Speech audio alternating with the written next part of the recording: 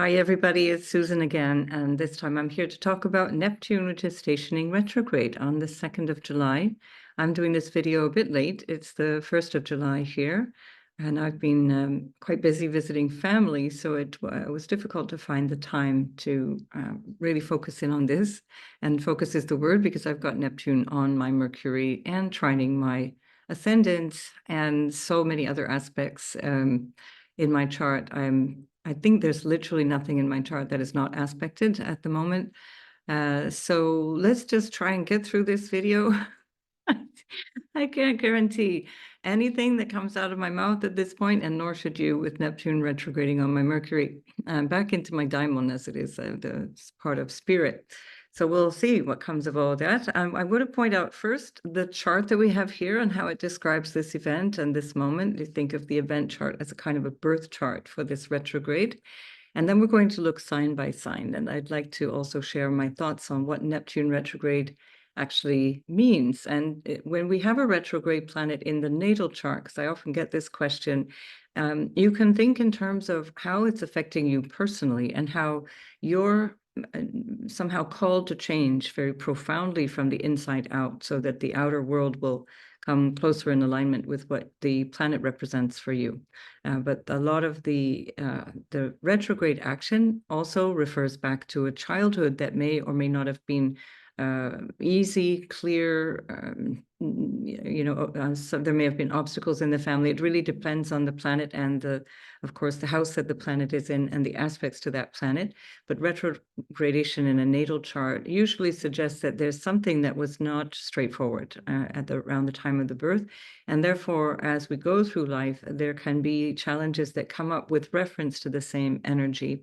When Neptune is retrograde, which is really a lot of the time, it's like 4.5 months of the year, so meaning that it's not that uncommon. It's only Pluto and Chiron that are retrograde. I think even Pluto is the only planet that is retrograde longer, and that's only by 4 days or something. And Chiron just a wee bit less than Neptune. So these are retrogrades that are so frequent that it's not exceptional to have a retrograde in your natal chart. But what will make an interesting difference if you look at your chart is where the planet is placed and what it's aspecting, and how that might actually reflect your childhood or your parents' experience or your life experience as you go forward in life. Often there are some challenges that need to be learned and understood and overcome throughout life. Now, when we have a retrograde collectively, for example, if it's on your Mercury, there's a lot of need to re-examine everything to do around communication and what you're doing in terms of what that Mercury, in my case, represents for you. It's in my 9th house, just as a personal example. And my focus at this time is to edit and work through a book that I'm working on astrology, which is Mercury, and with Mercury on my daimon in the 9th house, that's very strongly a signature for astrology as well. So for me, it was not necessarily deliberate. These things, alas, are never that sort of neat when you're an astrologer, but it falls really nicely with what I'm doing. And of course, for you, it will depend on where the planet is that Neptune is either conjoining or aspecting. So Neptune is retrograding at almost the end of Pisces, which is almost the end of the zodiac. Effectively, it's the end of the zodiac. It's 29 degrees and 55 minutes. You can see that here in red. That's in this software that I'm using, which is Astro Gold. It turns the numbers red when it's a retrograde planet. And in some other software, like, for example, you might find on astro.com, you'll see a little R. And that's how you'll know that the planet is retrograding. And that would be where it would show up in your natal chart as well. So here we have Neptune, and right next to that we have the degree point, and right next to that we have Pisces, the symbol for Pisces, and then we have 55 minutes. So we only have 5 arc minutes of a degree, technically even 4, before Neptune would move into Aries. And that we're going to find happening next March, the 30th of March of 2025. So Neptune will be retrograding for the moment in Pisces entirely. And then as of next year, 2025, Neptune will be retrograding back into Pisces from Aries. So this is the last time that we have a full Pisces only retrograde And at the same time, we have Saturn also in Pisces next year too, but Saturn will also join Neptune, moving back and forth between Aries and Pisces. So the energy will be different next year, even during the similar retrograde of Neptune. So this is the last Neptune retrograde in Pisces, and we're seeing this at a time when the chart is also calling in a lot of the same kinds of themes, which I broadly think of as Neptune in Pisces representing things that might require our understanding of where we're lying to ourselves. This is, for me, perhaps the short form for everything else. And this can be in terms of your mystical experiences of life and what feels a little fantastic or, wishful thinking kind of qualities, and what is actually a real experience or a real understanding, something that brings you closer to a profound understanding, as opposed to something that takes you away from something that feels painful. And this is where Neptune can be a little bit nebulous. It has that quality of not really seeing clearly. And when Neptune is in that retrograde, it's an opportunity to question all of that. The things that may seem too good to be true, or the things that we may like to believe because it makes us feel comfortable, or even the habits that might be our self-undoing. You could describe that in that sense of, for example, from the range of addictions all the way to really self-harming behaviors. Addictions can be self-harming behaviors, but sometimes they're a little bit less harmful than others. With the type of qualities I'm talking about here, for example, the Neptune retrograde can show us where we might actually be over-invested in something to the point of an obsession that is unhealthy. And that can also be about escapism. So things like binge watching or binge drinking or binge shopping or binge sex or binge whatever, binging in general. And that also can include things that ostensibly feel quite normal. So I'm really interested here in the environment that I'm in at the moment in my family and social circle, where it's not my usual vibe, and alcohol and drinking a lot is really socially normative here. And that's something it's been a while since I've been in that kind of environment. So it strikes me even more that that's just quite normal. And everybody's kind of looking for a way to check out. And I'm not suggesting everybody I come in contact is, but it's just I see it generally. So there's a lot of consuming in general, and that can be a Neptune way of dealing with life. When things feel really, really edgy, when they feel really difficult, we go for the ice cream, we go for the alcohol, we go for the cigarette, we go for the sex, drugs, rock and roll, whatever makes us feel better, and including the spiritual bypassing, which can be about meditating your way through difficult things, which in a healthy way will help to find answers. But it's a way of also bypassing and avoiding responsibility. So this is the question: where am I not being honest with myself? This is, I think, the best place to start from. We can also look around us and we can point fingers and say, oh, well, that's a lie, that's a lie, that's not true. It's pretty easy these days. This is Kali Yuga, after all. And so that's something to pay attention to as well, because those always should be looked at in terms of references towards what we're doing about it. So that Neptunian quality in Pisces can have a deep energy of victimization and surrendering and just kind of wallowing in disappointment or feeling of it's just too much. It's all just too much. That can be a very Piscean signature, especially so with Neptune. Neptune can be where we're really either delusional or recognizing our delusions. And especially with Saturn in Pisces at this time, having also just recently gone retrograde, it's quite helpful because both planets together, now they're just over 10 degrees apart. So getting closer and closer to their conjunction. They'll be even closer in 2025 and exact in 2026. That's going to help us a lot to clarify and to recognize the mud and the lotus, let's say. So recognize the good with the bad and what to do about it, where we can actually make peace with what we find unpleasant, and where we can actually recognize where we're actually avoiding responsibility or dealing with the things that actually are not as bad as we might even imagine that they are. So, you know, when we avoid something that we don't like, when we move away from something that we are, you know, wishing we didn't have to deal with, this kind of running away, again, it can seem on the surface to be quite spiritual in the sort of new age environment. You have a lot of that where people are like, I don't want negativity, no, don't talk to me about bad things. That's like inviting in bad things, or the idea that certain people or certain ideas need to be avoided. And I'm not suggesting we, you know, that's not it's sometimes true, but we have to deal with why we're having that thought and why we're having that energy in the first place. And this is where Neptune retrograde can help. It's about recognizing that avoidance of something, running away from something, trying to pretend it's not happening, or trying to just move away from it, is actually just going to bring it with us. And so we think we're moving away from it, but because we're actually focused on what we want to get away from, it's just coming along with us. As the expression goes, you can move yourself away, but you always bring yourself with you. So you got to deal with your own stuff, and that's the mud. That's the mud that grows the lotus. So it's a good survival mechanism if you need to get away from something to in the moment that you need to deal with something that's difficult.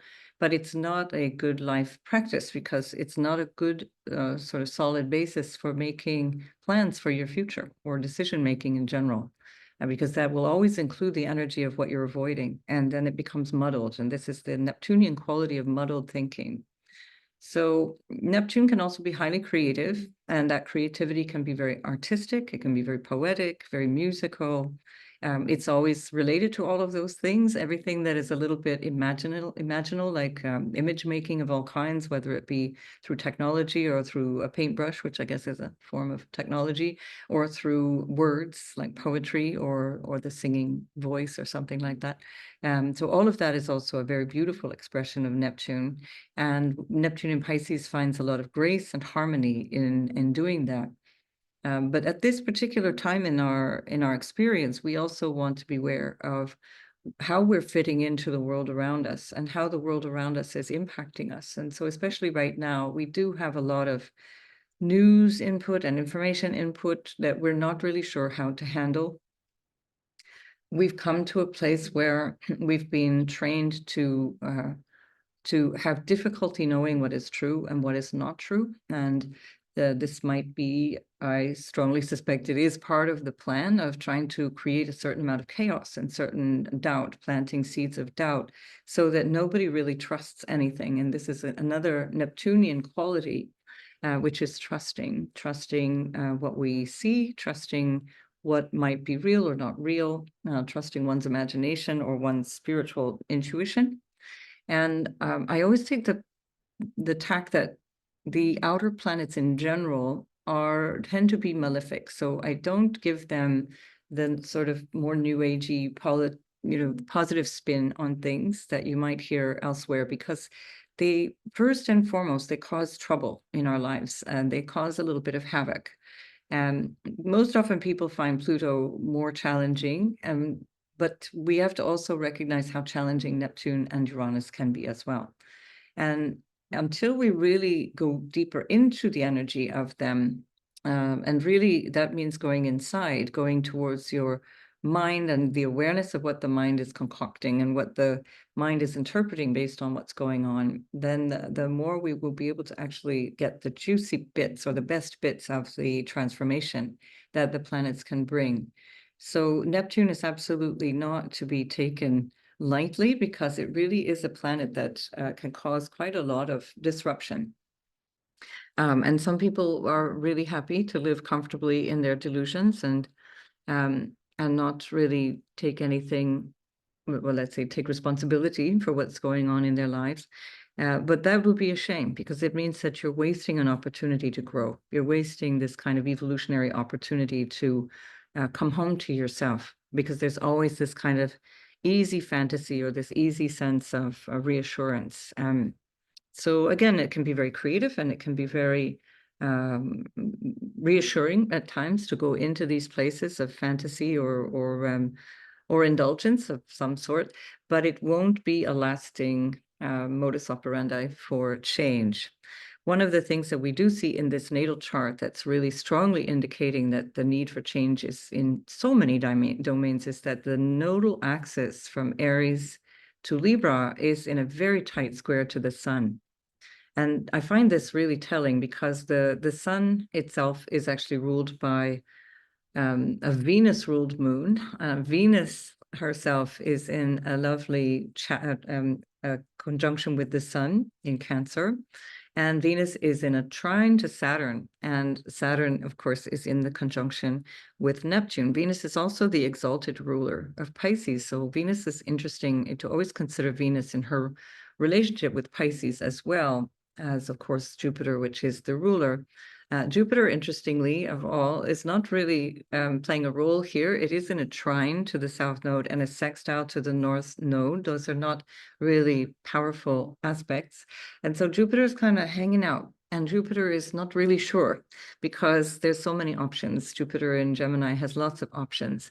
And so that's another way of saying the same thing, which is that we've got this square to the sun that says something needs to be changed, perhaps in terms of my role in life or my way of seeing myself, my identity, authority figures of all kinds. The sun represents authority figures, male figures potentially as well. It is in Cancer, the sign of the mother, but that can also be coming from a place of the homeland or the notion of homeland.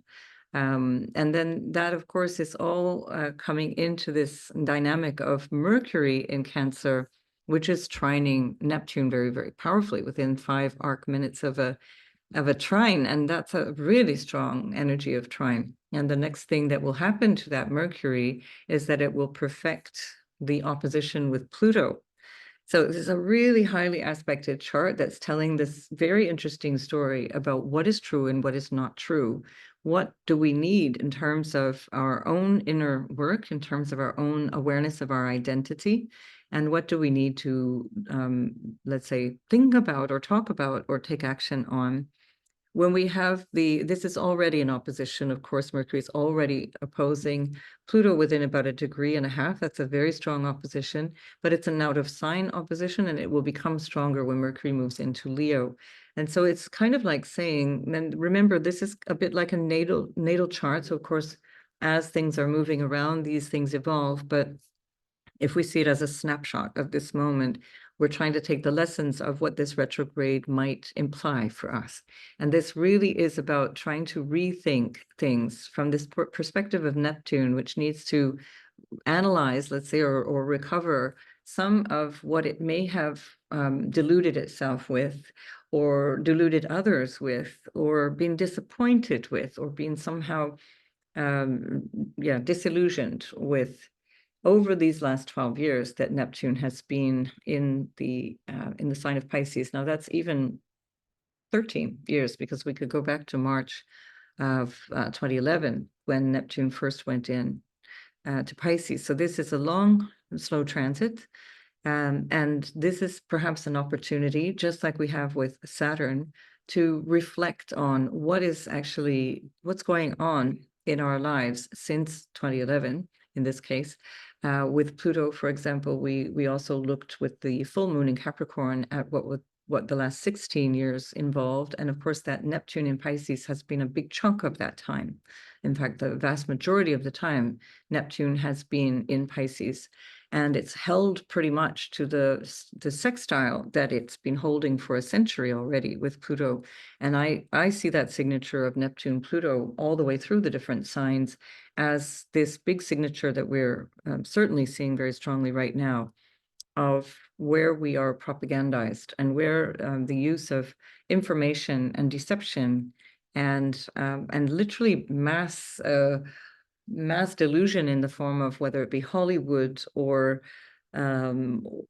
alcohol or drugs or sex or whatever ways of distracting have been actually used quite deliberately and as a way to numb the participation of people in public life, whether it be on a local level or a national level. It's not the point, but it's about how we respond to our communities and to life itself. So it's a really kind of like a crescendo moment, I see, of so many different layers of the meaning of this being fooled and fooling ourselves. Interestingly as well, with this whole very intense political environment that we're in 2024, with so many countries having elections, so much polarization really everywhere in the world, and so many people personally invested in politics, and it definitely is worth examining issues around cult-like behavior, and Neptune certainly represents that as well. Pisces would also be very much associated with that, where there's a kind of a lulling that can happen, where there's just such a strong wish to believe, there's such a need to believe, such a need to have faith. Pisces represents what I believe, what is true for me, what is the truth in the absolute sense. And of course, the absolute truth is that we are all one in consciousness, but on the level of our personality, which is our everyday sort of truth, or our temporal truth, we are messed up. Let's face it. Not any of us can avoid the corruption and the personal integrity being corrupted and eroded, and the depravity of some way, shape, or form that we're all involved in our current world. And again, this harkens back to the Kali Yuga. So this is something to reflect on. We have to acknowledge that it's difficult in these times to live fully in our truth. It's difficult to live in a way that is healthful and healing without actually checking out or stepping out of society.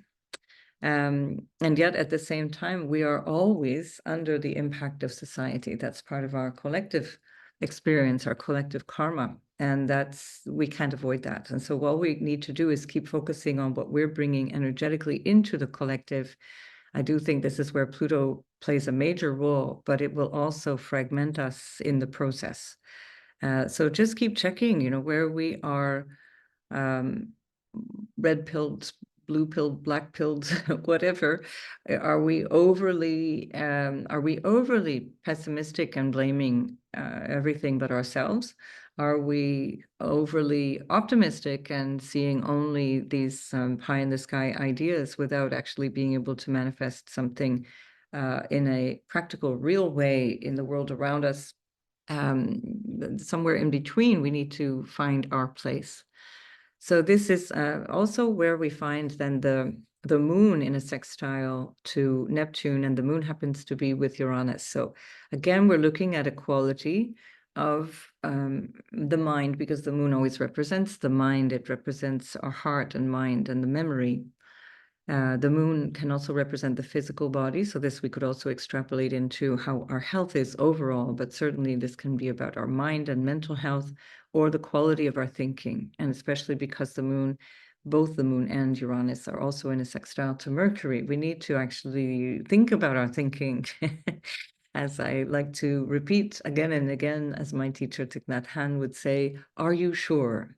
Don't believe every thought that you think. Don't believe every slogan. Don't believe everything that crosses your mind. And also, if you find yourself unable to be challenged in the thinking, or if you find yourself so personally, egoically invested in either a political idea or a religious idea or a particular person, whatever, your favorite style of music, your favorite musician, whatever, if you find yourself getting angry and defensive, then you really need to pull yourself back and start to question to what extent you're actually seeing a big enough context, a big enough picture.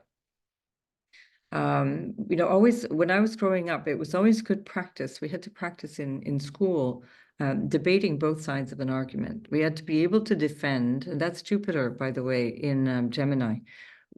So for me, it came naturally. For other people, it not necessarily, although my class basically was all Jupiter and Gemini people. We were all the same age, so maybe that's why we had such a good time with it.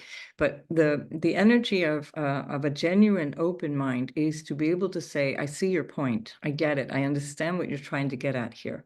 I understand what you're saying.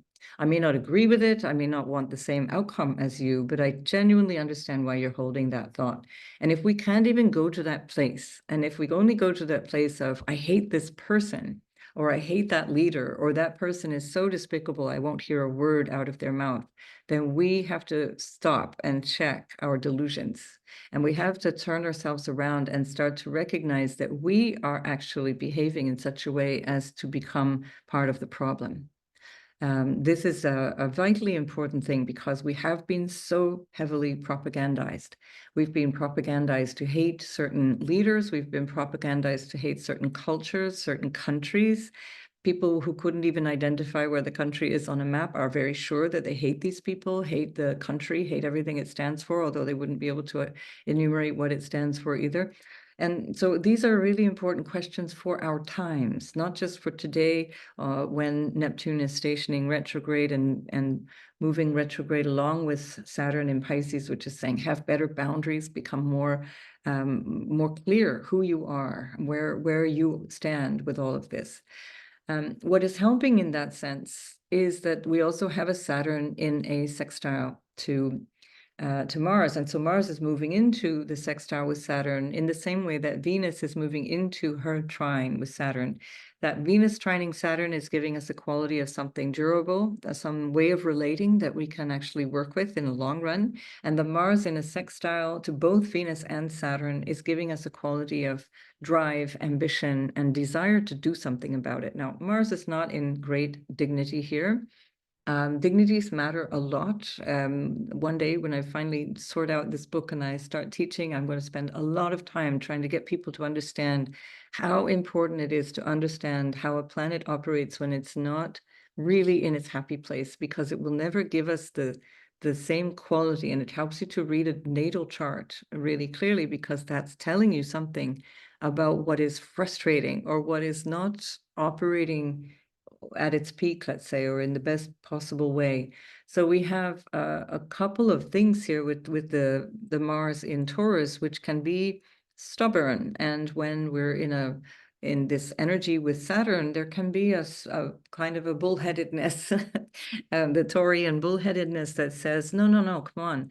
But luckily, of course, we also have the Uranus moon, which says, okay, I can think differently about this. But in the meantime, we have to just check ourselves. Where are we unwilling to let go? Where are we unwilling to change our actions, change our way of looking at things? And most especially, and almost exclusively, with regards to ourselves, where I am deluding myself, where am I lying to myself? These can be the lies that are the little white lies, the little polite lies, anything from the, I'm fine, when it's really not, but all the way through to, it's all good, except that it's really not good. And starting to recognize that we might have these bigger problems that could be addictive behaviors, or it could be behaviors that are setting ourselves up for a longer term issue. In relationship with financially, or in terms of our own health, for example. So all of this to say that we are really in a period of time where we have to, as a priority, keep checking back within ourselves to understand our thinking, because the stuff going on in the world outside, almost by design, perhaps I think many cases deliberately by design, is going to cause a lot of chaos and unstable thinking. So the more we can practice questioning our beliefs, questioning what is true for us, what we understand, not what we like to think, not what we prefer, not our opinion, but what is really true. And if you keep peeling that back in an honest inquiry. Now, Pluto opposing Mercury is really about getting to the root of issues. Honest inquiry. If Pluto-Mercury opposition doesn't have you recognizing where something is going to trip you up because you're not honest with yourself or others, then I honestly don't know what would. But we can also, move harmoniously into this energy without having to be to fall flat on our faces. So yeah, I'm starting to ramble a little bit, so I just want to check my notes to see that I'm telling you all the bits that need to be said. Yeah, one thing I wanted to mention is the socializing aspect of this, because in the Buddhist tradition and yogic tradition, what is called the Sangha is very important. The Sangha is the people around you, or you could call it satsang, which is the community of truth or the community of faith that you have around you. And that is really where you could call it people who are seeking. In the case of yoga, Buddhism, etc., it's about seeking the truth, not seeking a particular religion. It's not a religious aspect. It's about their own spiritual quest, and everyone shows up in the same space to support each other on their quest. So it's not about all getting together to worship something outside, which is again is that Neptunian / cult-like energy. But really, it's about understanding the qualities of the support or lack of support or the illusion of support that we get from the people around us. Are the people around us good for us? Not do they support our bad habits? Like, are they just as happy to fetishize your addiction or, take you out and make you break your budget for the month on shoes or something like that? So just looking at those things as well, where can you be honest in terms of what is around you that is supporting or depleting you, or supporting or working against you? Because Neptune is, when it's retrograde, it's an opportunity to take that responsibility, and all the more so because Saturn is there in Pisces saying, get really clear on your boundaries. There may be a time during this retrograde between now and the 15th, sorry, where are we going to the 7th of December? So 15th November is when Saturn is stationing direct, and then 7th of December is when Neptune will station direct again, so 4.5 months from now. That's a long period of time that you can reflect on these areas of your life. Who's got my back, really? Like who's in my friendship field, not because we are addicted to the same things, and not because we are somehow encouraging each other to in a way to reassure each other that we're okay, even when we genuinely would like to be in a different place. So these are questions to ask as well. And again, it comes from personal choice. Very, very important. Victimization energy, martyring energy always needs to be examined when we look at the Pisces and Virgo axis, and particularly so with the Neptune in Pisces. And the other thing is this notion of what cannot be spoken about, whether that be socially or within the context of family or within the context of how you were growing up.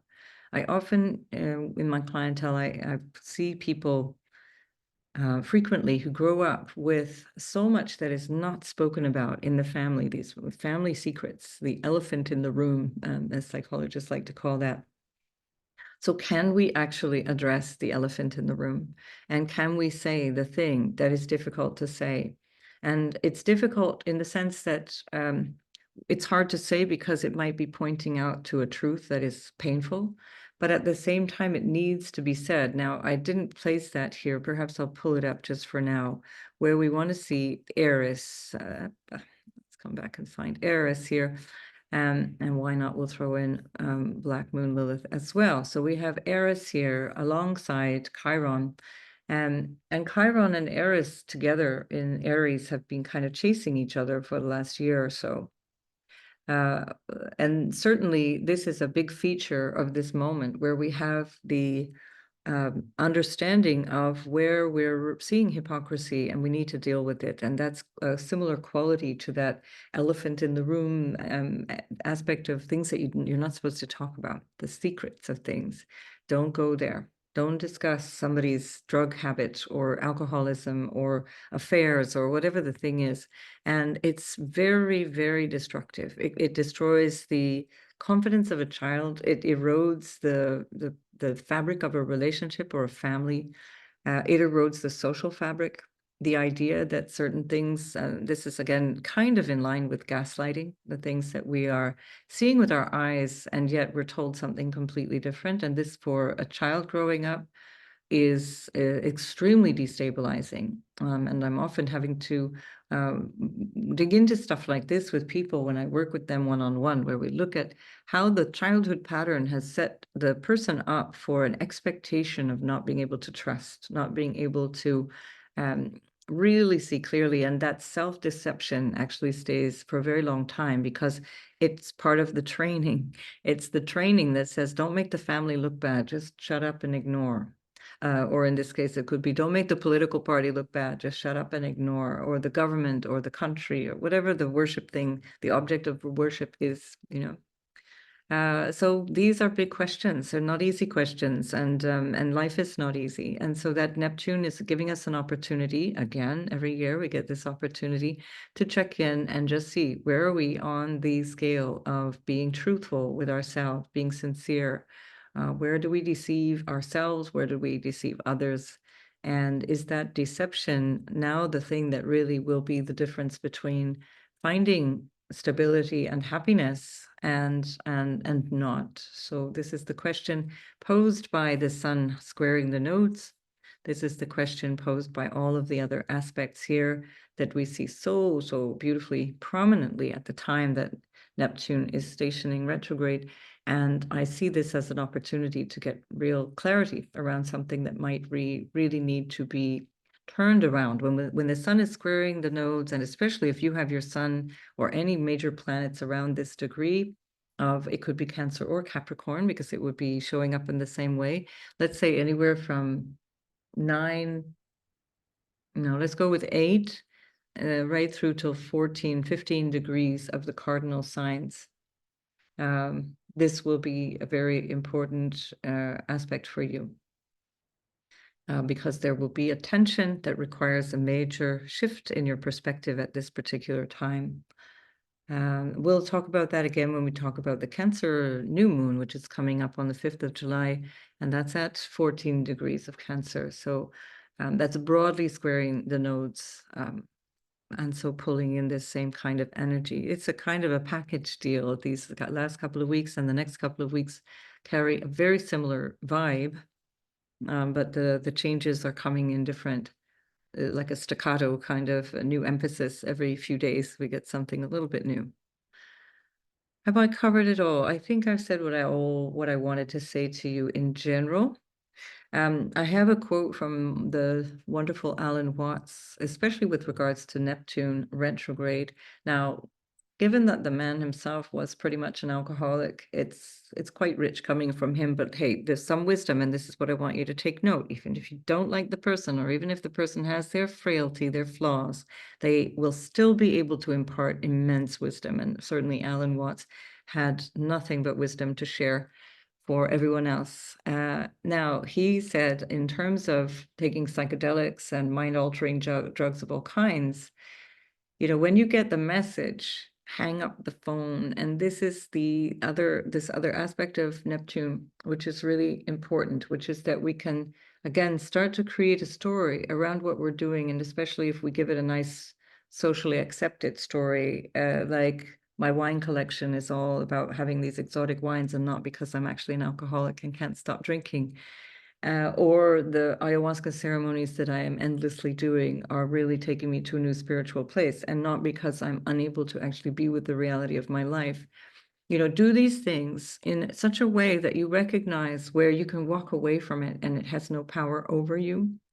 And in that sense, you're hanging up the phone. You take the message and you walk away, because the message once received, and most often, especially if we're doing something like along the lines of a ceremonial consumption of drugs or mushrooms or whatever the thing is, the message is there. It's very, it's there, maybe even non-verbally, and you can't put words to it, but it doesn't mean you have to keep going back and trying to deepen the investigation, because that would mean that you're not living your life anymore. You're waiting for something to come and change you, and that would be where things start to get really uncomfortable.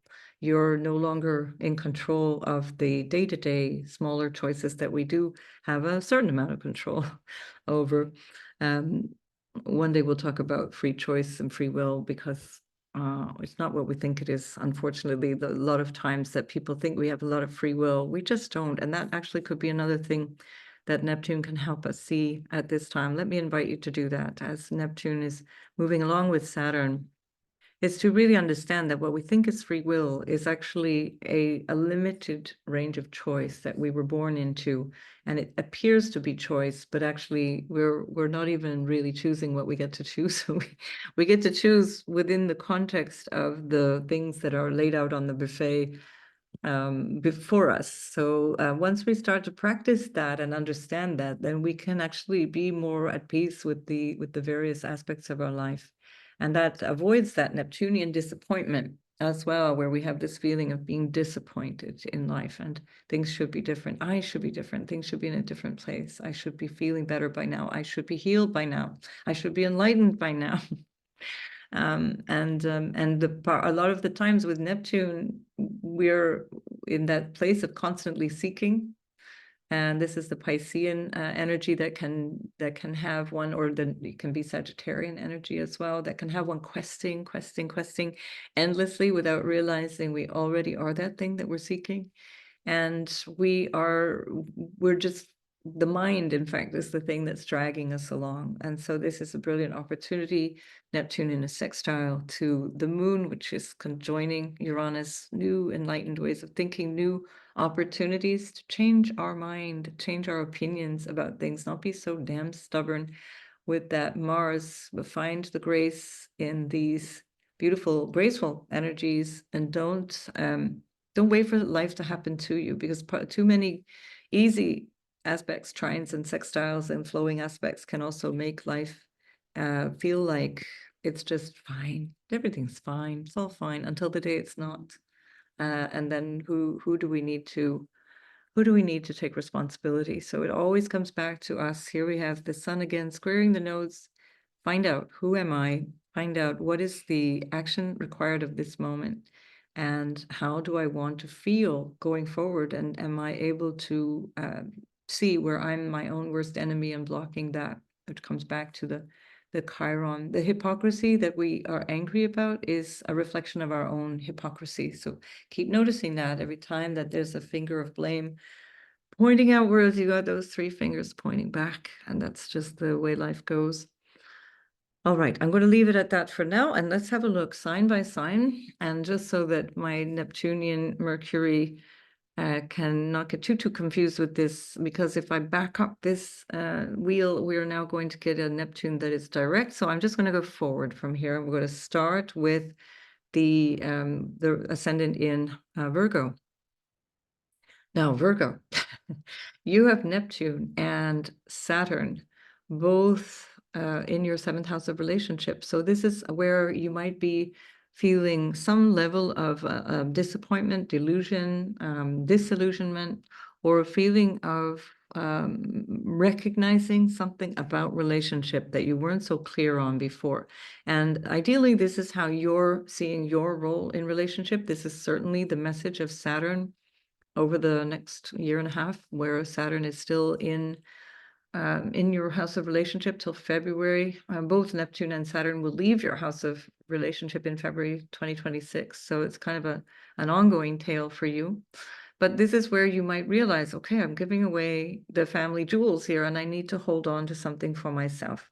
I may have given too much in terms of relationships, or I may have expected too much. I may have over-romanticized relationships, and now I'm not really seeing that clearly. Jupiter is ruling your seventh house at the moment from the 10th house. And so this could also have something to do with understanding your overall sense of ambition and drive, and where your relationships are either helping or hindering you in terms of the ambition that you might have, whether it be your personal ambition or a relationship ambition, or an issue that you have in terms of where you might want to get involved in business, or you already are involved in business. Next year, remember, the North Node will be moving into your seventh house. So that's going to be a big focus. The seventh house, first house axis is going to be a huge focus for you, for both Virgos and Pisces alike. And so this could be an opportunity for you to do a bit of housekeeping from the inside out, that recognizes where it is that you are really not paying enough attention to how either you show up in relationship, or who the relationships are that you are tolerating. It can also be where you realize that there's not been enough of you in relationship and that you need to invest more in relationship. That can also be true, where you're kind of, you might be taking people for granted. That can also be with Neptune in the 7th, where you're kind of expecting that people will show up for you until they don't, and then you might get a big shock. So just notice that. As I mentioned before in the video about Saturn retrograding, which you should absolutely watch, because Saturn being in an angular house is very life-changing.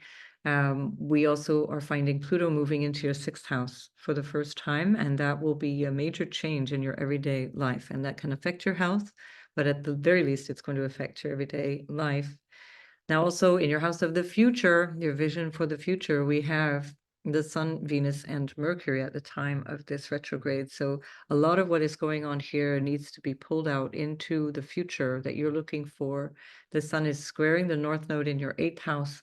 So this does have something to do with intimacy, shared resources, how you connect with other people. It can also be something that is revealed around the family or around maybe what again, the secrets that you might be keeping to yourself about yourself as well, or recognizing patterns of destructive behavior. On a more spiritual level, this can also bring about a real passion and interest in spiritual matters, because we've got this Neptune there in a sextile to the moon, and Uranus and Mars all in your 9th house, and pulling in a lot of energy into your house of what it is that I believe, but also what I have faith in, and expanding that sense of faith, or what you might be relating to in terms of a guiding light, philosophy, for example, or spiritual ideals of life. So that can be a very rich time as well, especially as the North Node is in the 8th, taking you into deeper realms. Right, so that's it for you, Virgo. Good luck with all of that. You've got 4.5 months to work through these relationship questions and come right back to yourself each time. And there can be a Virgoan tendency to judge and criticize themselves harshly. That depends on your chart, of course, but also notice if you do that with other people. And the question then becomes, am I taking responsibility? And then the next question is, am I taking action? Because of course we're looking at Saturn also in your 7th. So there we are. Good luck with all that, and we'll move on now to Libra. And Libra has this happening in the everyday house of health and work and your health habits and your day-to-day structures. It's the house of challenges as well. So you may actually realize at some point during this retrograde where you haven't really been handling certain challenges, or you've been avoiding them, or you have been duped in some way that's potentially, having to deal with stuff that was quite literally hidden from you, or in some way deceived by other people, or that you found yourself again in that stage of overgiving, over worry for how everything is going in terms of work. Are you doing enough? Is it ever enough? And Libra, there might be a time right now for you to focus on how you are overdoing, whether it be in terms of time or effort or energy that you're putting into your everyday life, or the job, the workplace, in such a way that you become really honest with yourself and try and understand what the motivation is for doing that. Is it insecurity around money? Is there an insecurity around yourself, your ambitions? Is it an insecurity around being liked as well? So there we have the South Node in your 1st house in Libra, and it's also really teaching us something in the 1st house about where we are not really helpfully engaging in relationship. There's certain patterns in relationship that can be too immature or not self-supporting, not self-loving. And that's important, because Libra really craves relationship, and your sort of modus operandi is to be there for everybody. And then you want to get to the place where you can be there for yourself and recognize where you might be short selling yourself, especially as Pluto is going into the 5th. And that is where you'll really feel over the next 2 decades that you're really ready to show up and be seen. You really want to be seen, to be acknowledged in some way, shape, or form. We have the sun in your 10th, squaring the nodal axis from your first. So that's really big. It's something for sure to do with your image of self, your career, your ambitions in general. Your what is the destiny? And your ruler Venus is in that 10th house. So another sign very strongly that you want to be seen, you want to be acknowledged at this time.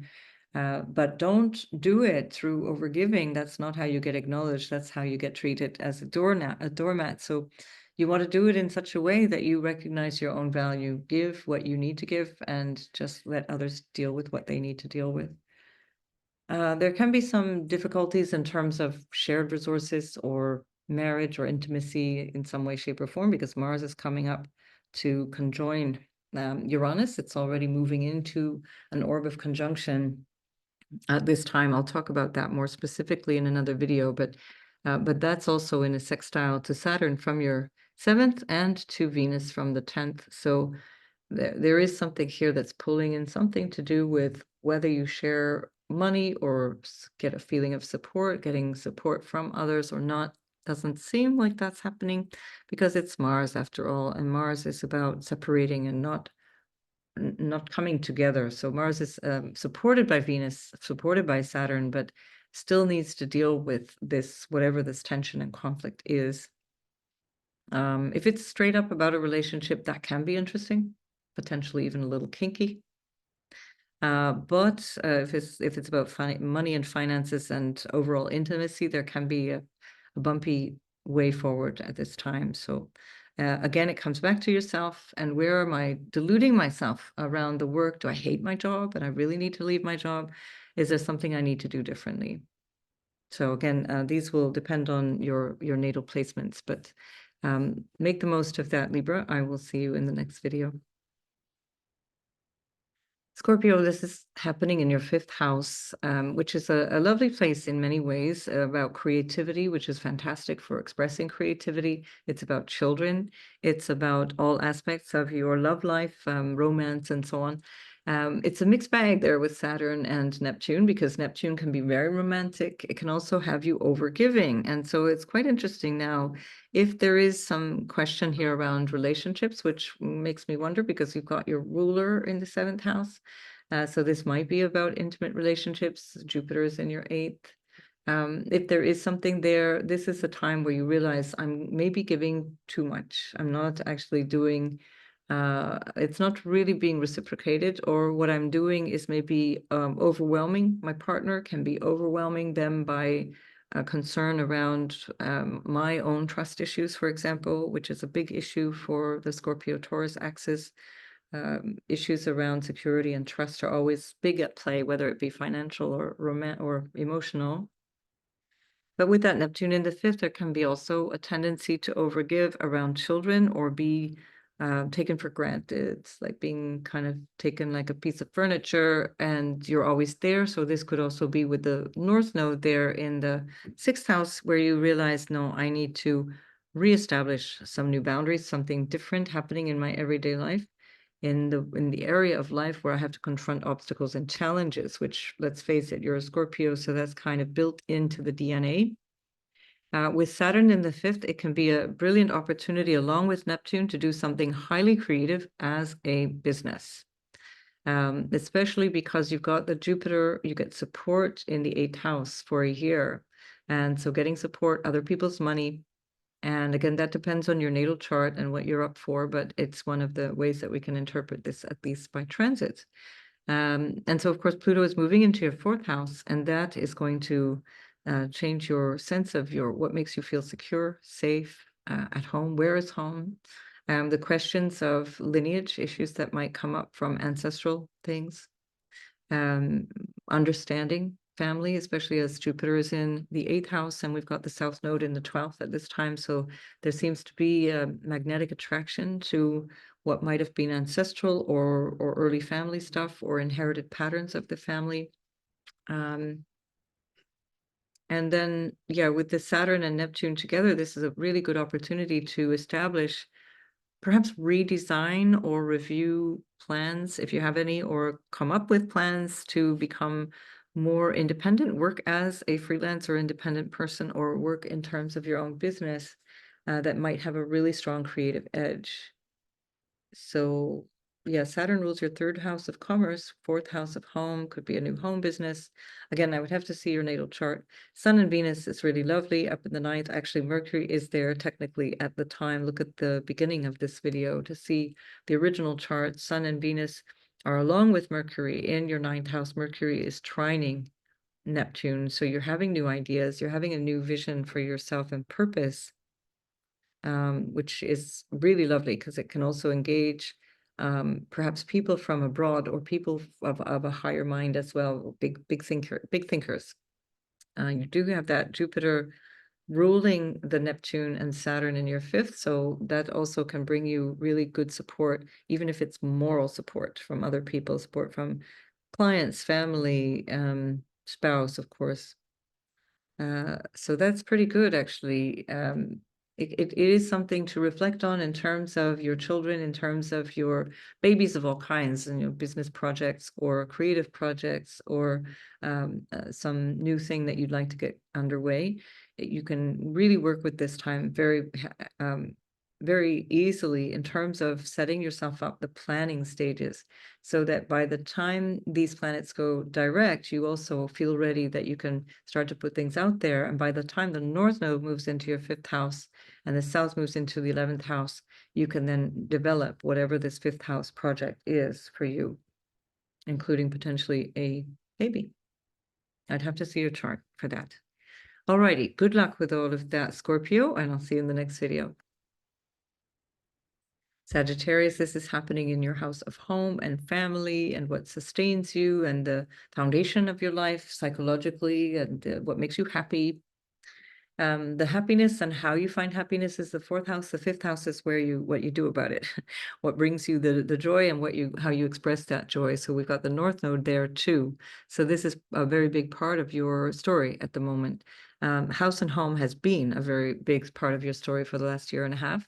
And there may be some real disappointment around there, even including loss and including loss of people that meant a lot to you in terms of your lineage or your family that you come from, family of origin, we could call that.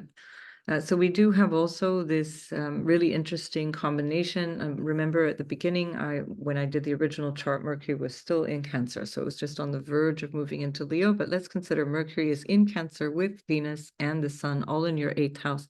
So there's a lot here that you need to reflect on in terms of where you want to go towards understanding something of yourself, either in terms of the more mystical side of your life, the more sort of occult or otherwise, passion for things that are mysterious and hidden from us, or intimacy, or issues around shared resources.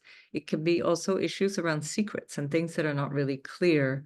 That can be financial or sexual, like in terms of what is being honest and open in terms of relationships of all kinds. If it's something to do with money, that can also be something you really need to pay attention to, because Neptune is in a trine to that 8th house Mercury at the time of that retrograde, and there might be something that you need to take a really good look at as well, because that is a money house, and it's always important to explore what's going on in the money houses when there's some Neptune activity involved in that, and particularly as it's stationing retrograde on the day that's creating a trine to the Mercury in the 8th house. The moon was also in Taurus at the time, so moon is ruling that 8th house, and the moon was in a sextile. It continues to be in a sextile for the whole day or a bit longer than a day after this retrograde station. And so we know that something is there with regards to your everyday life, perhaps around health and healing, and a need to find a new solution around that. Or work. What is work for me? What do I want to do for my work? Jupiter's in your 7th house, and that can also be about partnerships, business partnerships. Mercury rules both your 7th and your 10th house. And remember, Mercury was in your 8th house. So there may be some really deep thinking around partnerships from the domain of, can I trust? Do I want to trust? Is this an appropriate choice for me? Again, I'd need to see your natal chart to be sure what all of that means, but Pluto is hovering between your 2nd and 3rd house in 2024, just like it did in 2023. So there are some issues here around money, around family, that still are being kind of wrapped up from the last 16-year transit of Pluto going through your second house of money. And which of course trines your sixth house of work and trines your 10th house of career. So that's an ongoing long story with Uranus in the sixth house since 2018, April, May 2018. Your work life has changed dramatically. And I think this can also be something where this year, 2024, and certainly 2025 will show you where you're ready to shake off this instability around your everyday life, whether it be through health or your work, the obligations and duties that you have to undergo. That can also be something to do with contracts or obligations around contracts. That sixth house is all these different obligations and the grunt work and all the things that we don't like to do, but it can also be things that we have to engage in with others. And so, for example, sixth house is the contracts that we sign with people. The seventh is who are the parties to the contract. Now, what is the agreement that we've come to is in sixth house, and the seventh house is who are we agreeing with, and the eighth house is what's the fruit of all of that. And so these are tying closely in together, and your ruler is in the seventh, Sagittarius. Jupiter rules your sign. So that's also Jupiter is ruling your fourth house, where Saturn and Neptune are now both retrograding. So whatever's going on here in terms of partnerships, whether it's life partner, business partner, colleagues, or issues around colleagues, issues around your day-to-day work, it's affecting your home, but it's also affecting your mental health and emotional health. So I think it's an opportunity also to feel where you can pull back some of the quality of instability or the feeling of insecurity around whatever's going on at work or in terms of your health, and to really explore where you might be needing to be more forthright with yourself, more honest and open with yourself, and then take action and take responsibility with that Neptune Saturn in the fourth. But health and healing is on the way. Mars in the sixth is actually really helpful because you want those malefics in the sixth, you want those soldiers on duty when things are hard, you want those tough-minded planets to get in there and do the hard work. So there can be some real support actually coming through there, paradoxically. Right, so good luck with that, Sagittarius, and I'll see you in the next video. Capricorn, this is happening in your third house of communication. It's also about siblings, especially younger siblings. It's also about, let's say, extended family, cousins and uncles and so on. And in this case can also be your local space, the people around you, your community, your neighbors, your community, and so on. But most especially is all the transactions that we do, the communication or the interchanges of things that we have. And with Neptune in the third house, the big question is, am I communicating openly and honestly? Am I taking responsibility for how I connect with people? That's the Saturn part of that. What am I really connecting in a way that feels honest? And am I fooling myself? Am I lying to myself? This is where it becomes quite literal in the third house.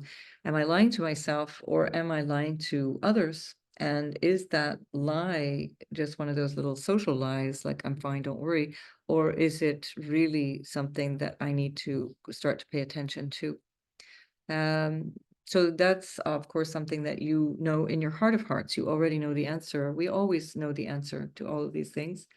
We pretend that we don't, and we pretend that we're really confused so that we can perpetuate the behavior that's actually self-destructive. So stop it, and you'll find that that healing with the Chiron in your fourth house becomes much easier, where you find that you're healing, whether it be wounding from your childhood or family, or perhaps something to do with emotional or psychological instability at this time, or over perhaps even the last year or several years, because Chiron has been there since 2018 also, and the North Node has been there since July of 2023. So there may be something here where you really want to explore what is true for me. And because we ignore the Mercury in Leo for the moment, and remember that Mercury was in your seventh house of relationships and connecting with others, important one-on-one relationships. And so Pluto is opposing that. It continues to oppose Mercury as it moves into your eighth house just the day after. shortly after the retrograde.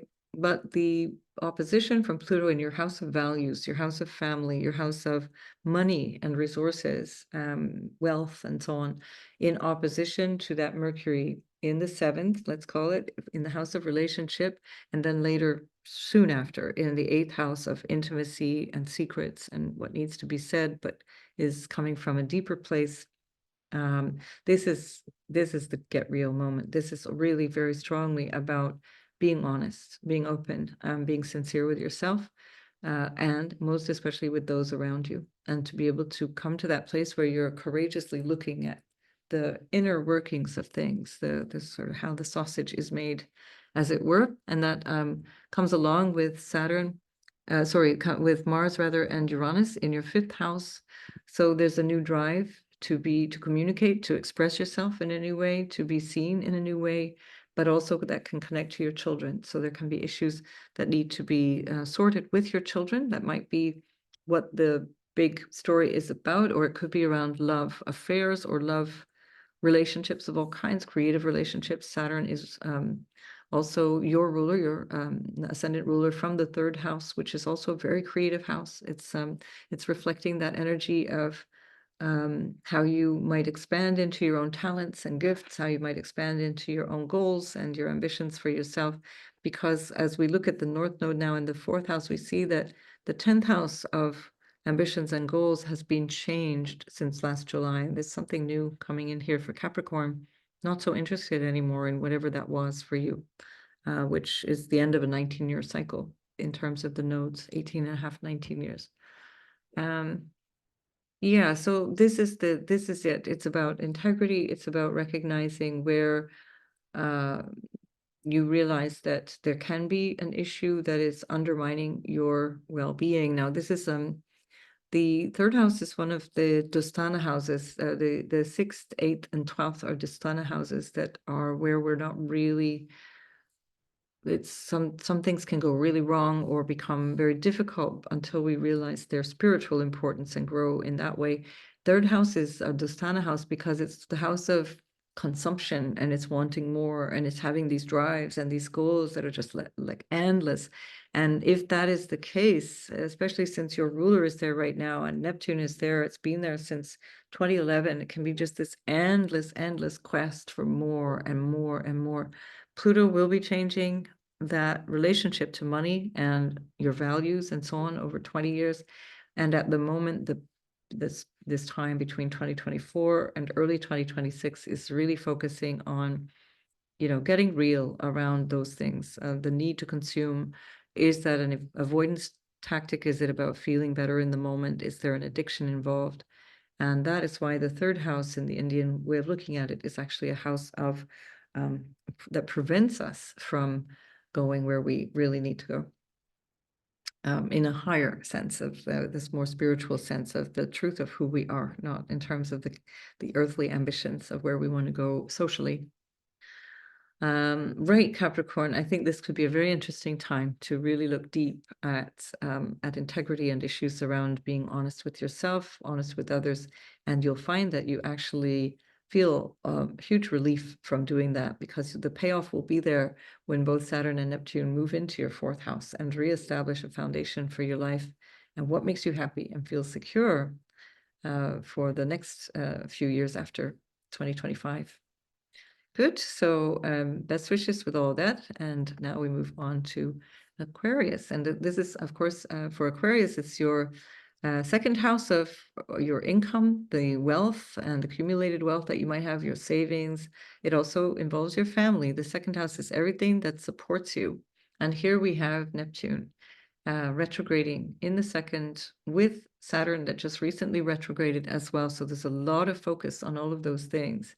For quite some time, for several months now, until we get into early December. 7th of December is when Neptune will station direct. So the other aspect of this is that Pluto, of course, is moving into your 1st house. And just at the time of the retrograde Neptune, Pluto was actually opposing Mercury from your 6th house. At the end of the 6th house, it just only flipped into the 7th just after the retrograde. We can consider it in terms of both, but I want to focus now on the 6th house, because that's about work and your everyday environment. So there's something that you need to get real about, and whether that be something about whether you like your job or not, or whether it feels like the right job. Is it actually a cause of problems for you? Is it a cause of is there a need for some refreshment or some upgrading in terms of the work that you do? Your North Node is in the 3rd house, where you're really looking at you're reviewing your choices and your need to take action for yourself, your need, how you want to communicate, how you might want to create some kind of connection with people. And that the nodal axis is squaring the sun in your 6th house of work and health and everyday experience from the 3rd and the 9th axis. So there's some aspect of this which says there's a new reason or a new purpose behind what I do. It feels practical. It's not theoretical. It's not like coming from the usual sort of higher-minded place, but it's rather, I need to do this thing for these practical reasons. There is some aspect of the family or house or property or household that is tied into that, because Mars is ruling that North Node from the 4th.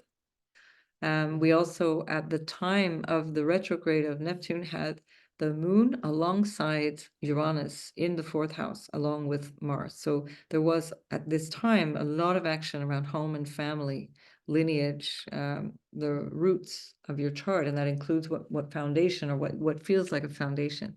And that for Aquarius has been pretty rocked since 2018. So there's been a lot of instability around what feels like home, or what feels like your secure place.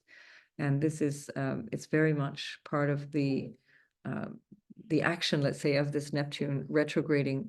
Am I living in alignment with my values? Am I honest and living in terms of, is my walk matching my talk, let's say, Aquarius? And this is especially because this Neptune is moving into the house of, backwards, let's say, into the house of, speech and your word and what you value, your values in general, as well as money. So there is also a need to be scrupulously honest about money here as well. With Jupiter in the 5th house, there can be a general optimism in terms of investing, or in terms of connecting with children, or having children, or wanting to expand in your enjoyment of life, expanding your creativity as well. And if that has something to do with your finances, then that might be part of this, what needs to be reassessed in terms of what is financially feasible for you, or how the finances connect with all of that. So a part of that is, that's part of the bigger story, let's say. Certainly there is something here about your everyday life, and perhaps even your health, and how that might play into this, because we also have, aside from the Sun and Venus and then Mercury having been in the 6th house at this time, we also have Chiron in the 3rd, and that can also impinge on the mind and the quality of the mind, or the sense of feeling okay. There may be some healing around early childhood. There may be some healing around mental framework, or the frame of reference in some way, shape, or form. We've got Pluto that's been going back and forth from the 12th to the 1st, and that can also be quite a big influence on the mind. And then Mercury is still in opposition to that Pluto from the 6th house originally at the time of the retrograde, and that rules the 8th house. So there can be something here also about some issue around the mind that needs to be taken care of, needs some attention. I think that's it for Aquarius. So again, it can be issues around family. So it could be where, for example, you might need to really start to contemplate, what is the elephant in the room in my family? And am I thinking that nobody's there for me, but actually they would be if I only were to open up to them? That might be one way that this retrograde can help you really reassess how you're interacting with your family, how you're interacting around your values, and how you're interacting in terms of money and resources of all kinds. And is that honest? Right, I'll leave it at that. Okay, Aquarius, make the most of it, and I will see you in the next video. Pisces, this is happening in your first house, so this is very personal to yourself. Are you aware of how you show up to the world? Are you aware of how you want to show up to the world? And is that something that you're actually taking serious action on? Or are you dreaming away your opportunity to show up in a particular way to the world? This definitely has something to do with what makes you happy or what makes you feel secure, because we have Jupiter in the fourth, and that is ruling that Neptune in the first house from the fourth as it's in Gemini. So there can be something here where Neptune is calling you, along with the Saturn that's asking for you to grow up a little bit, or take responsibility in some way, or to have better boundaries around yourself and what you think you might be capable of or not. And you recognize with that Jupiter in the fourth that whatever you want to find stability in, or how you want to find that, requires a real hard, realistic look at your situation. That can also be, of course, divinely creative and beautifully harmonious, really nice for people who work in ways that are creative of all kinds, whether it's artistically creative or working, in this case, for example, with children. We've got Mercury, Venus, and the Sun in the fifth house at the time that this retrograde was happening. Mercury in a trine to Neptune as well, from the fifth to the first. So there is a lot of really brilliantly creative energy here. But it can also be energy of checking out and not taking responsibility, or feeling, or that's the other aspect of Neptune. And again, depends a little bit how it's aspecting your chart. Is actually like sleep and wanting to just go to bed and wanting to check out. And that is also something to pay attention to, because it may be something that is causing some challenge in your experience, that you're preventing yourself from moving forward, because there's either you're avoiding the recognition that you need more sleep, or that your sleep is overwhelming you and you're sleeping too much, or that you're asleep more in terms of the cognitive sense of sleepwalking your way through things. And with the retrograding Neptune, you'll be able to catch yourself and say, oh, right, I see where I've done that, and I need to turn this around. There's a lot of opportunities to do that with Mars and Uranus in the third house. The moon was in the third house. So there is a lot of verbalizing, communication, original thought, a clear sense of goals when Mars is in the third house. And that's really supportive, really, really helpful for Pisces. So we have also the North Node in the second and the South Node in the eighth, squared by the Sun in the fifth. So something here around money, perhaps how creativity is an aspect of how you earn your money. This can also be around children or other creative projects in general, as well, that really needs your attention. Now, the fifth house is also love affairs, and the eighth and second house are also a kind of a sexual, intimate axis, where the South Node in the eighth can show you aspects of what needs to be let go of, or what needs to change there. And the North Node in the second can bring you some new perspective on your values around whatever it is that you're reflecting on at this time, or your values in general, and also how you exchange resources, whether they be financial or even emotional resources. The Sun in the fifth is also great for business, entrepreneurship, and the work that you might be doing, especially as your ruler is in the fourth house. So Jupiter rules Pisces, and your ruler in the fourth house can be really good for business that's coming from home, home business, or business that has to do with property or home buying and selling. But also with Jupiter in Gemini, it's ruled by Mercury, which was at the end of the fifth house at this time. And that is also very much about writing, which is where we find Mars and Uranus, and earlier on the moon as well. So, so really, really good if you do want to do a writing project, if you do want to develop something on a website, or some a new channel of communication with people, a really brilliant opportunity to do so. As you get clarity around that Neptune going through the first house, this last fully Piscean retrograde,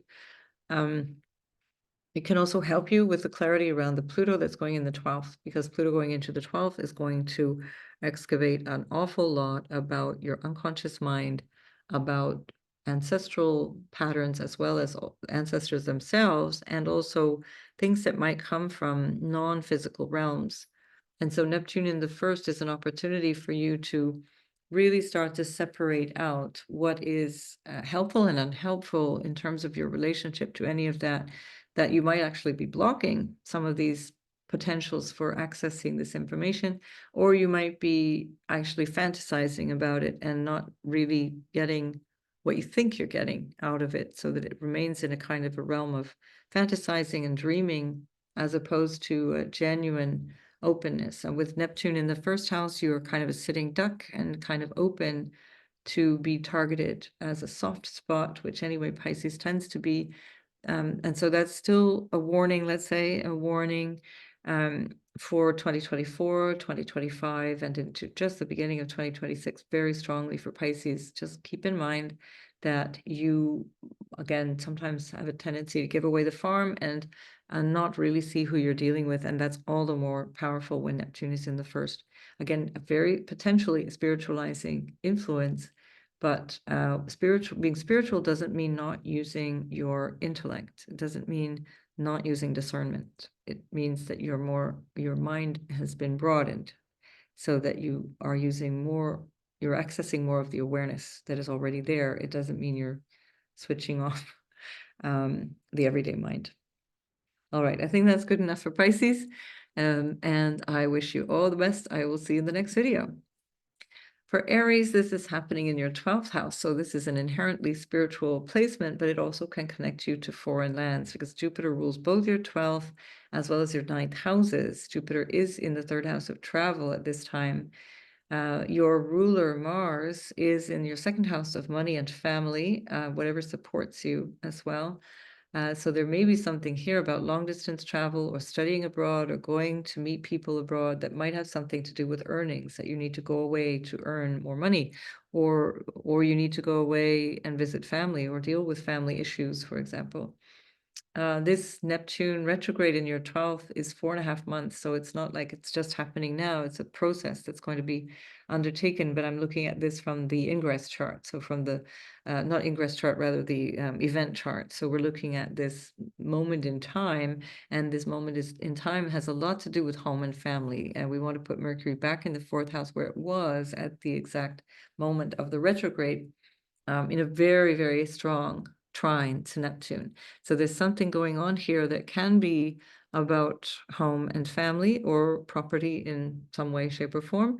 Also, this is a house of psychology. So 4th house, 8th house, 12th house are deeply psychological houses.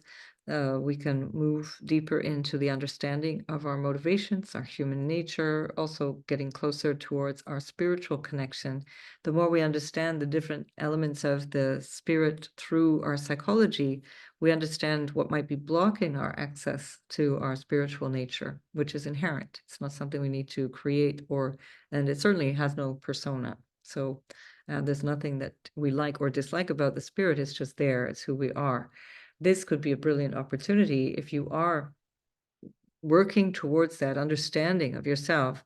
This is a fantastic period of time to be doing that. You might even like to go on a retreat and specifically take time to do that. With Chiron in the first, it's also a really great time to understand where you have doubts around yourself or around your essential goodness or around your capacities that might be holding you back as well in some way. That can also have to do with work as well, because of course Saturn is ruling your 10th house of career from the 12th house, and that Jupiterian connection between the 9th and the 12th and Jupiter in the 3rd, there could be something really important going on around work.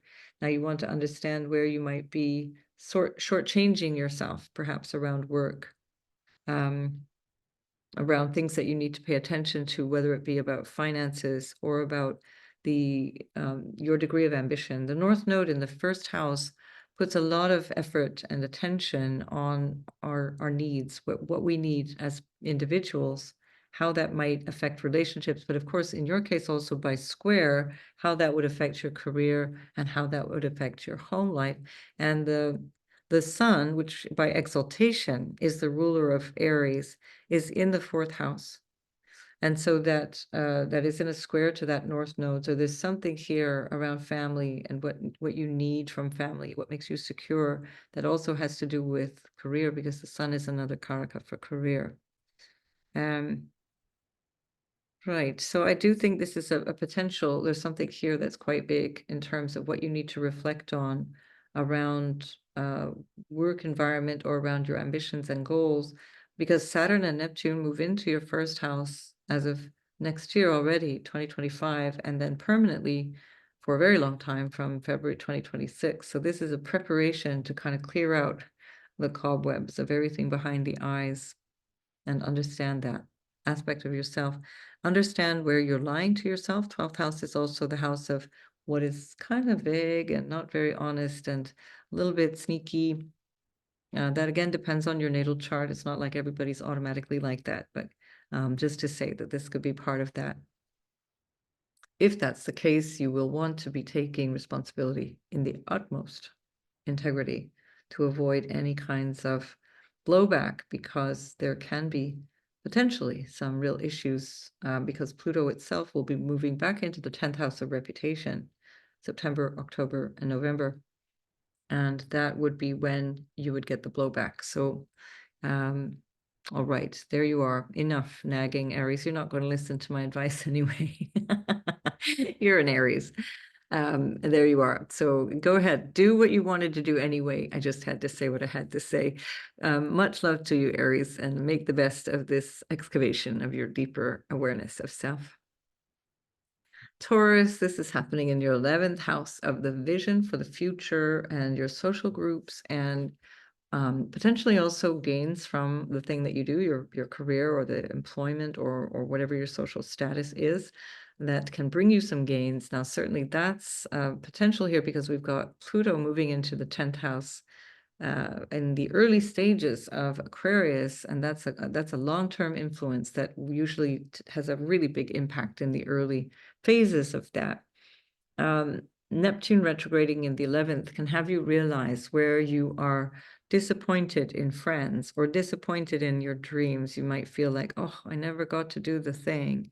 Finally, I never really did X, Y, Z or Z, or I never really connected with the people. I never found my tribe or whatever it is.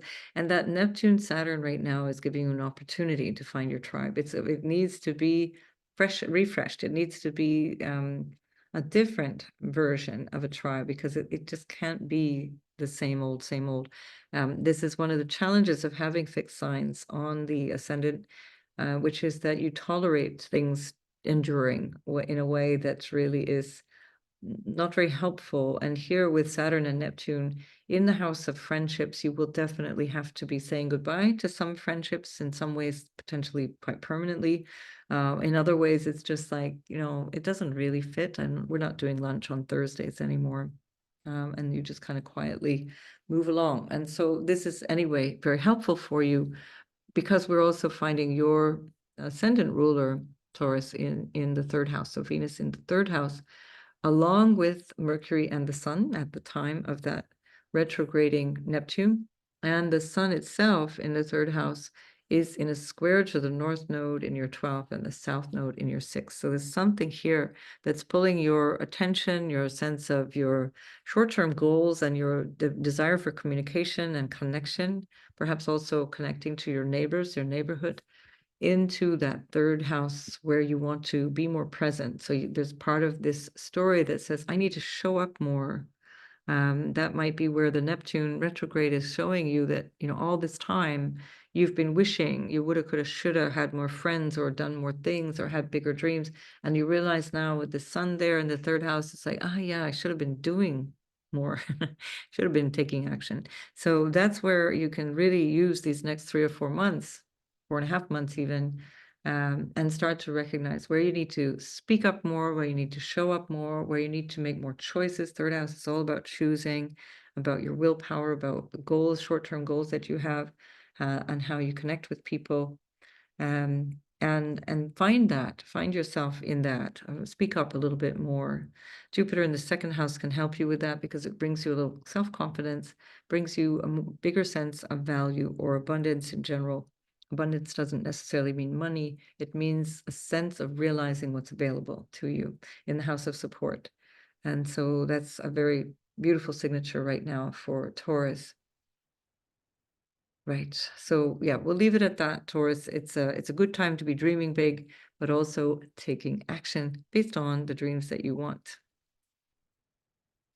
And Gemini, we have this happening in your house of career. So there's something here that is going to be perhaps busting your illusions around your ambitions and where you might, how you show up in the world, where you might need to recognize that the image that you wanted of yourself or the image that you had of career is changing and it needs some kind of tweaking or some kind of awareness, some kind of reality check, where you might need to be taking more responsibility.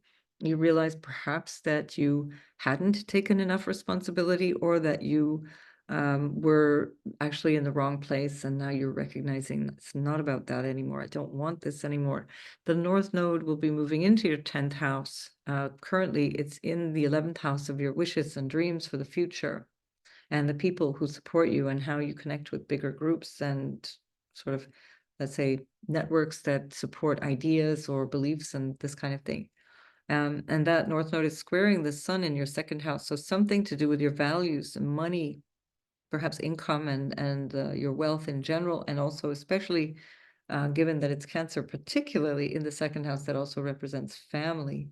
So here there's a lot, all of that is part of the consideration of what you want for your future. And then as of January, mid-January of 2025, we have the North Node moving into your 10th house. So whatever you're considering now, as Neptune is retrograding, and you have to realize, where have I been deceiving myself? Where have I been lying to myself? Where have I not been taking action or taking responsibility? That Neptune and Saturn together will be really helping you clear out the misunderstandings, clear up also where you might be the recipient of projected images of whatever, because this is the house of reputation as well, the 10th house with Neptune there. There can be either mudslinging or there can be some glorified reputation that either way can cause you some disruption.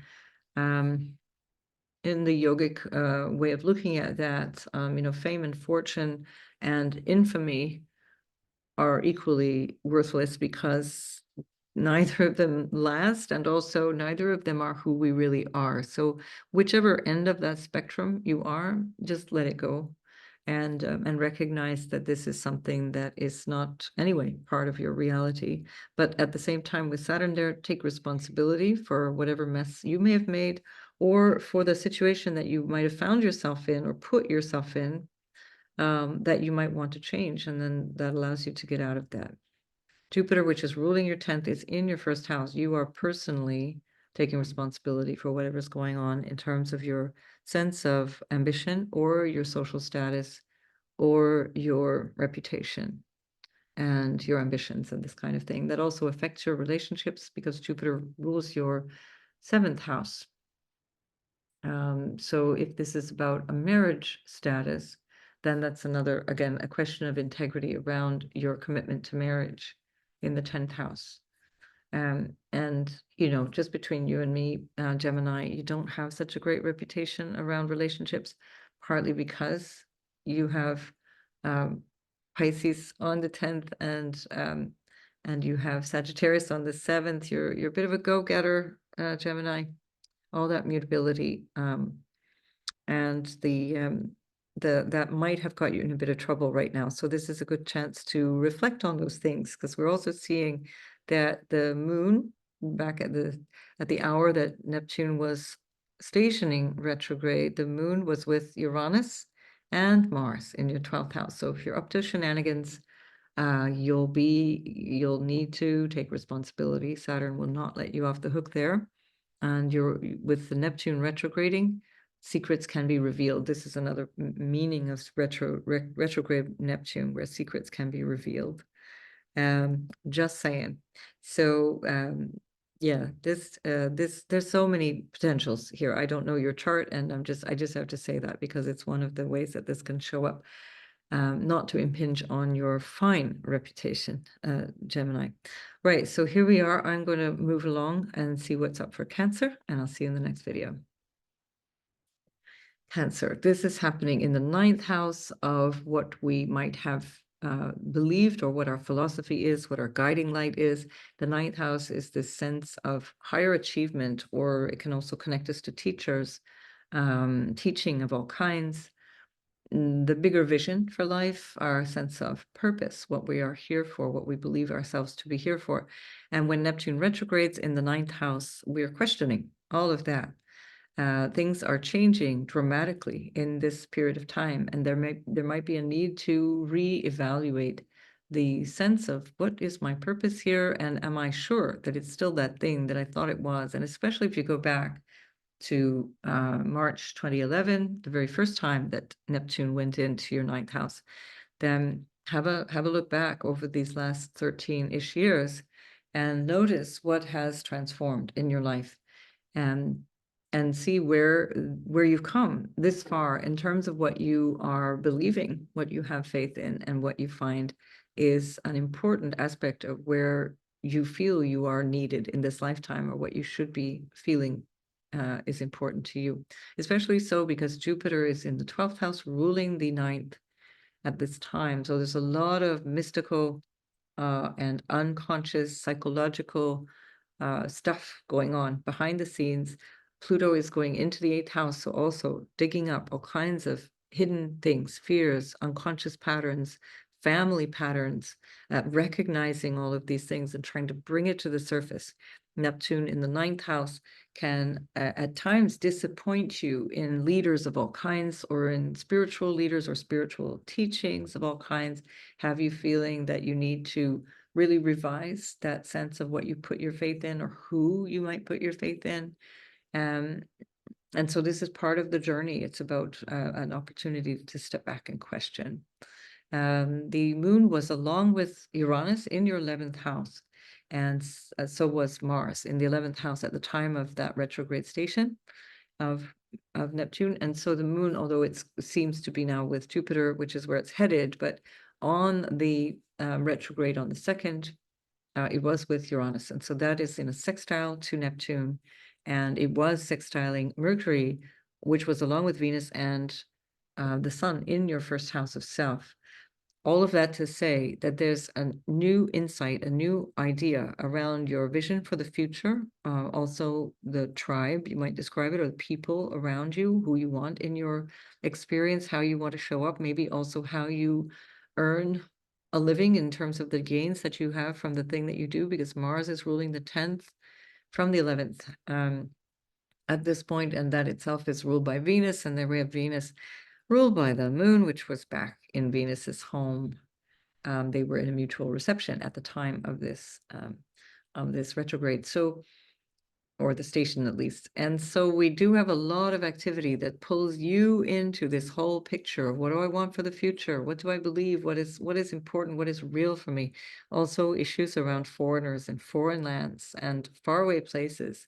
That can also be far away in the sense of you close your eyes and it's not in the reality. It's not in the realm of what you see before your eyes. It's all the stuff that is behind the eyes, whether it be dreams or sleeping, or the quality of your spiritual connection and even ancestral connection, especially as both Pluto and Jupiter are there in the 12th house, while the South Node is in the 4th. So I think there's a lot coming through the ancestors. Those could be DNA ancestors, those could be spiritual ancestors, and it's coming through really, really powerful for Cancer, and especially Cancer rising, but also Sun and Moon. What else is going on for you? So yeah, we see the moon again in Gemini, but remember it at this time was in your 11th house. So I'm just staying with that theme as much as possible. I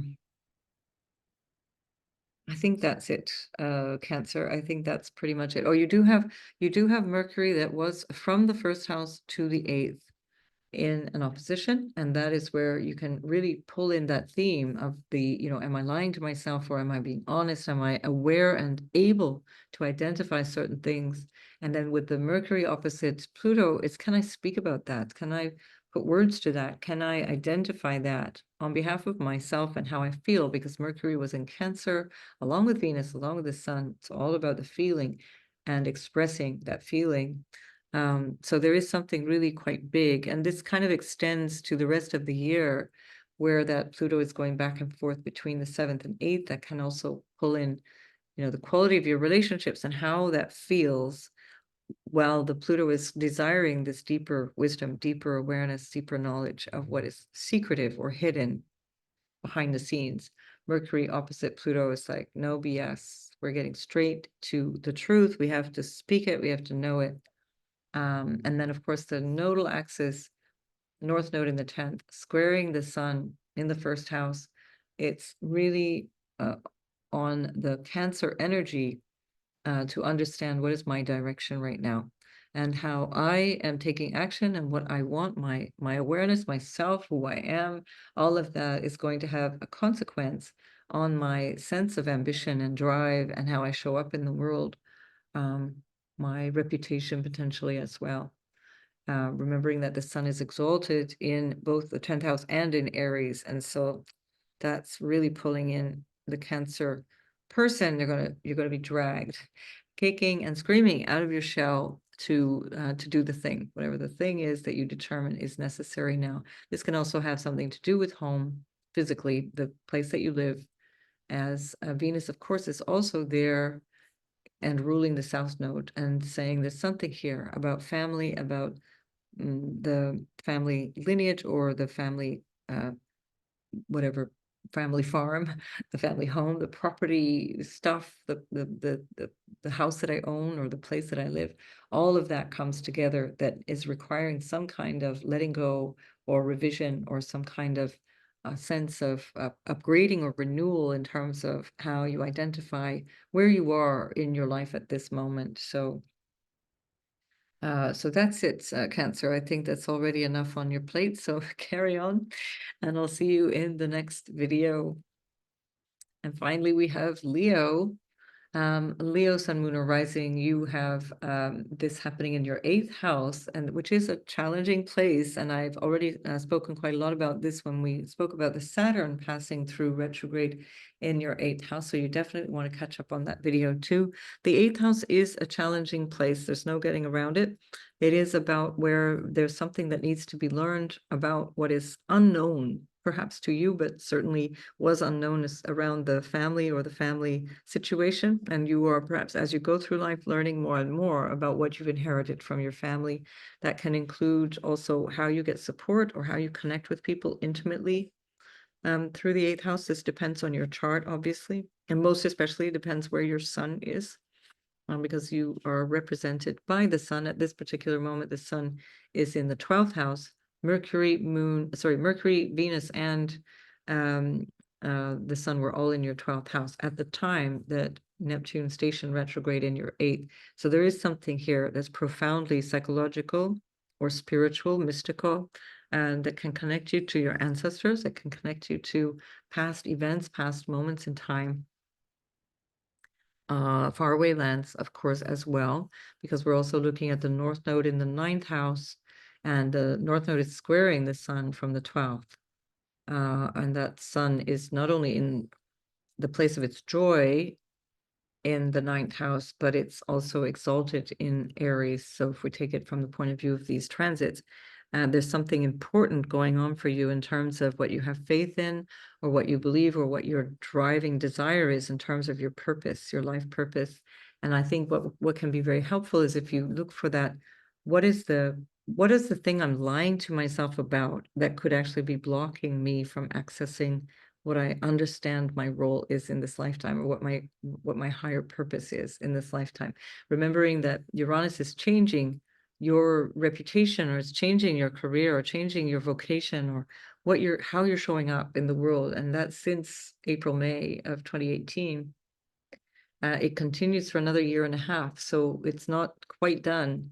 but you've understood that something is changing, and this could be where this last period of time where Neptune goes between now your 8th and into your 9th in 2025 and 6 is an opportunity to really get deep into these hidden blocks or behaviors that are maybe really old patterns of childhood, or patterns that come unconsciously through family inherited patterns that are actually obstacles to you finding intimacy, finding joy, finding yourself even, and then ultimately expressing what it is that you're here for.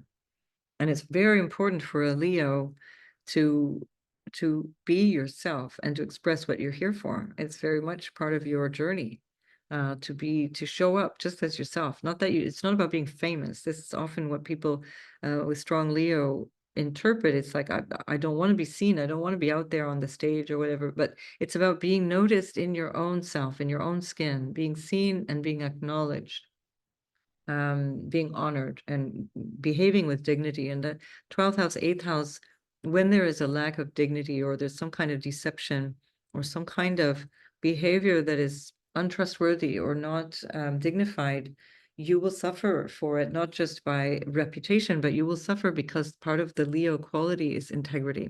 And so you will actually end up in a situation where you're disappointed in yourself, which is another word that we can use, a keyword for Neptune. So that all you require there is to come back to that place of integrity and to understand where you can make something change. And that's part of the sun in the 12th, where you're recognizing what has deeper meaning for me. The sun will eventually, very quickly after this, ingress your first house. So you'll be able to really experience that solar energy that's very important for you. But at the moment, it's going really deep into your psyche or into your spiritual nature. And with Jupiter in the 11th as well, there's a lot of focus on your sense of the vision for the future as well. And Pluto, of course, is shaking you up, as well as relations, as well as your career, as well as your sense of your foundation in life, or the place that you live, or what makes you feel secure. So you're going through a lot, and the more you can go deep into your psyche and into your blocks and into your connection to God, spirit, universe, whatever you want to call it, the more you'll really feel that solar integrity, and you'll be able to then face whatever changes need to be faced and move forward. Which can be, again, beware of stubbornness. Mars in your 10th house can have you extremely dynamic, extremely stubborn. And that can be also your undoing. So that can be something to pay attention to. Am I doing this to myself? Am I holding myself back? Am I also showing up intimately? Maybe I'm not seeing my intimate partner, and that might be also because I'm not literally looking at them. I'm not paying attention enough. Maybe too much emphasis on myself, not enough on the relationship or on that person. And am I being dishonest about that? So this is something, it works both ways, Right. So that's your homework, Leo. And I will see you in the next video. And so for everyone, thanks for watching.